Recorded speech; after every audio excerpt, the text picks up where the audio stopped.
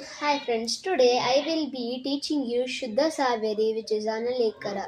First, I will be teaching you the Arohana and Avarohana. Sari ma pa da sa sa da pa ma re sa.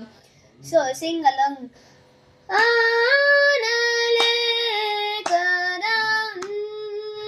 ಆನಲೆಕರನ್ನಿವೋಲಡಿ ಸಕಲ ಶಾಸ್ತ್ರ ಪುರಾಣ ದೀನಂ ತಾಳ ದೀನಂ ತಾಳ ಪರಿಗತುರೇ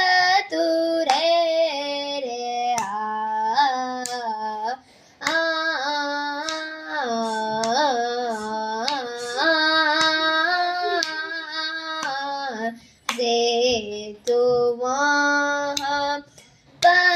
परिगतां